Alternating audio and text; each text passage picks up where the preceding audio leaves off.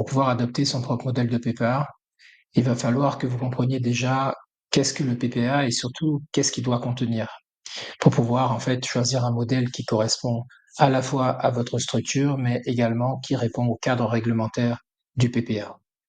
Donc, quel est le contenu d'un PPA? Donc, le PPA, c'est le projet personnalisé d'accompagnement des personnes que vous prenez en charge dans votre SSIAD.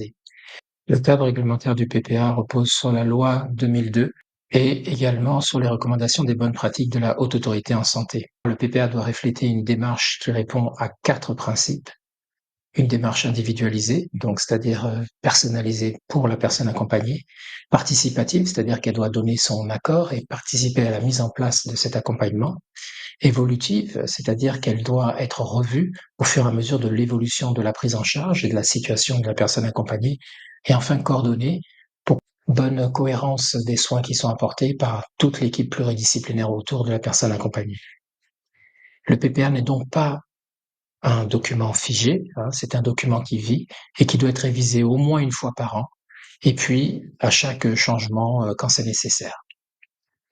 Alors quelles sont les rubriques maintenant que l'on va trouver dans le PPA et que l'on s'attend à trouver qui sont compatibles avec les recommandations de la Haute Autorité de santé? Alors il y aura 8 grandes rubriques. Premièrement, l'identification de la personne. Nom, prénom, date de naissance, toute la partie état civil, mais également les personnes qui sont en charge, le coordinateur, le référent, l'entourage de la personne, si jamais c'est le cas. Deuxièmement, il y aura une rubrique sur l'évaluation globale de la situation. Avant d'apporter une quelconque réflexion sur la prise en charge, il faut avoir évalué la situation de la personne. Donc l'état de santé, les besoins médicaux, le niveau d'autonomie, les risques identifiés, l'environnement de vie, le contexte social familial, les ressources et appuis mobilisables. Donc tout ça fait partie de l'évaluation globale de la situation qui doit apparaître et être formalisée dans le PPA. Ensuite, les attentes et les souhaits de la personne. La personne, ce qui est important pour elle, ses valeurs, ses habitudes, ses priorités, les volontés explicites, si elle souhaite rester à domicile, préserver telle activité, soulager la douleur, etc. Et puis ses objectifs personnels, même s'ils ne sont pas nécessairement liés uniquement aux soins. Ici, c'est vraiment toutes les attentes de la personne qui vont être intégrées pour pouvoir apporter la meilleure parcours de prise en charge. Ensuite, la quatrième rubrique, c'est les objectifs personnalisés d'accompagnement. Donc ici, c'est des objectifs qui vont être formulés de façon personnalisée, spécifique à la personne, et formulés de façon positive. Donc, par exemple, préserver l'autonomie, maintenir le lien social, etc. Et puis, des objectifs réalistes, mesurables et adaptables. Et réalistes, c'est-à-dire qu'on peut mesurer à quel moment on les a atteints, qu'ils soient à la portée de la personne accompagnée, et adaptables, c'est-à-dire qu'on peut à tout moment pouvoir réajuster, évidemment, ces objectifs. Une fois que les objectifs sont définis, il faut le plan d'action pour mettre en œuvre et atteindre ces objectifs. Donc tous les actes prévus, la toilette, les soins, surveillance, la fréquence et la durée des actions, les professionnels qui vont être concernés, le matériel ou l'aide technique qui va être apportée et la coordination avec d'autres services. Alors, ce point-là peut être un point confusant. Pourquoi? Parce que on pourrait penser, à juste titre, que ça vient chevaucher et être redondant au périmètre du DIPC, du DIPEC. Mais en réalité, ce n'est pas vraiment le cas, parce que il faut comprendre que là où le DIPEC va fixer des objectifs globaux de l'ensemble de la prise en charge, le PPA, lui, va dire comment on les atteint en donnant les objectifs sous leur forme les plus matérielles, les plus pratiques possibles, la mise en pratique en fait de ce plan d'action. Donc, il est vrai que la rubrique plan d'action et intervention du PPA reprend certains éléments qui figurent déjà dans le DIPC, en particulier la nature des prestations, la toilette, soins infirmiers et la fréquence, les professionnels impliqués. Mais ce n'est pas redondant si on comprend bien le rôle distinct qu'il y a entre le DIPC et le PPA. En termes d'objectifs, par exemple, le DIPC, lui, va contractualiser la mise en charge, alors que le PPA va individualiser le projet de vie et de soins. En termes de contenu, dans le DIPC, on va dire quelles sont les prestations qui sont fournies, alors que dans le PPA, on va dire pourquoi et comment elles s'intègrent dans l'objectif et les objectifs qui ont été définis pour la personne accompagnée. Donc, en réalité, dans le DIPC, si on dit par exemple qu'une aide à la toilette sera réalisée 5 jours sur 7, le matin entre 8h et 11h par un aide-soignant, dans le PPA, on va déployer, dérouler cette aide L'objectif, par exemple, on mettra est de préserver l'autonomie partielle à la toilette. Donc là, on relie les besoins de la personne avec l'objectif de l'accompagnement qui est apporté.